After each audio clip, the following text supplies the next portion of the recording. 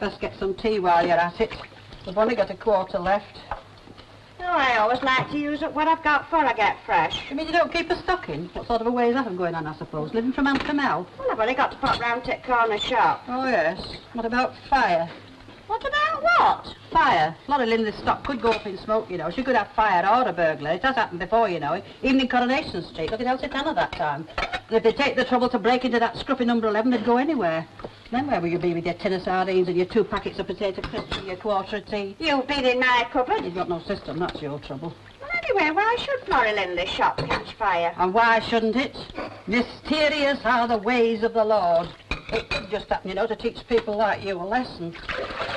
Well, it so happens I like sardines. Sardines? I'm all for a pilchard myself, there's more to them. Oh, you might get a couple of tins when you go to the shop. Oh, and while I think on, your bottle's empty and all. Which bottle? The one in the sideboard that you keep the whiskey in. How do you know it's empty? I've got eyes in my head. Oh, you never stop using them. Well, I live here, don't I? And if you've got so much to hide, perhaps you'd like me to go around with my eyes closed all the time. Now, whoever can that be? Well, there's one good way of finding out. Gee, now, I can't go with my hair in curlers. Why not? Don't suppose you'd look any different if you took them out. Well, why can't you go? No, it's your house. I sometimes wonder. Oh, Mrs. Lockhurst, could I have a word with Come Mrs. in. Sharples? Oh, Ina, it's Mr. Swinley come to have a word with you. Would you like a nice cup of tea, Mr. Swinley? No, he wouldn't. I've just come. And as far as I'm concerned, he can just go. Oh, Ina, you might as well hear what he's come to say. Oh, my time. Well, I've got something better to do with my time, even if you haven't.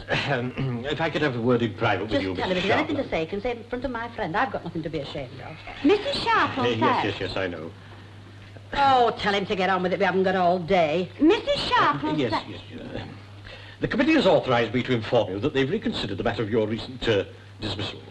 And in view of certain considerations, they think they might have acted rather hastily, and so they're going to reinstate you in the post of caretaker to the Glad Tidings Mission Hall. Oh, Ina. Oh, well, we shall have to look at this. In view of certain considerations. Of course, we know what those are, don't we, Martha? Oh, yes. Yes, of course, Ina. Certain considerations being that he can't find anybody that's bug enough to do a slave's work for a slave's wages. Oh, come now, my dear Mrs. Sharples. Now, don't you, my dear Mrs. Sharples, me. I know what you've been up to. Hey, whatever do you mean, Ina? Well, I'll tell you what you mean. He's been running himself daft, trying to find somebody to put in my place, and now he can't get anybody. He's coming back on his bended knees to me. Oh, I don't know what you Emily mean. I'm Hogan, sure I- What? Ethel Jones out of Albert Street. Now, spotty-faced Rosie Farrer out of the Free Fab. Ina Sharples, will you tell me what you're on about? Well, I'll tell you what I'm on. He's been after the lot of them. Go on, let's have the truth for a change. You've been after the lot of them. Well, we did consider one or two other ladies, but... 5. What? Let's have the truth of it. 5 there were. Well, in any case, none of them was thought to be suitable, so the committee has asked me What if are I you would... going to do, Ina? I'll think about it.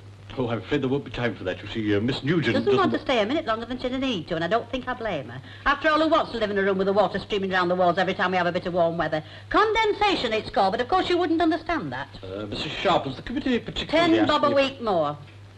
Oh, I don't know about that. All right, then the answer's no. You put me in a very difficult position. I mean,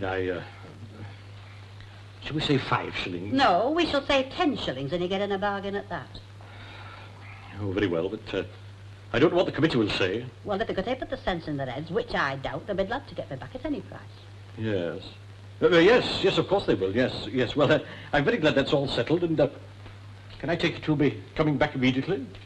I'll go back in my own good time, Leonard Swindley. Do you think that will be convenient to Miss Nugent? Oh, Ina, isn't that nice? Is it? You seem to be glad to see the back of me. Oh, don't be like that, Ina. I was only thinking of you. Thinking how nice it'd be for you to be back in your own little place again. And then there's the extra money. I dare say that'll be welcome. It's no more than I deserve. I think I've been a bit soft-headed with him. I should have asked for 15 shillings. It's funny, though. What is? Rosie Farrer and that lot. I know for a fact that Rosie Farrer fancied your job. And then there's Emily Hogan. I can't see her turning her nose up at it. It's very funny. It's not so funny as you might think. Oh, and how's that, Ina? Oh, well, I knew it would be after as soon as he'd got shut of me. Hey, Ina, you don't mean... I do. 3 milk stouts, half a bitter, 1 port and lemon, and 1 and 4pence in bus fares. I reckon I've earned every penny of that 10 bob. Oh, Ina, you are clever. Oh, well, I'm glad the summer appreciates me.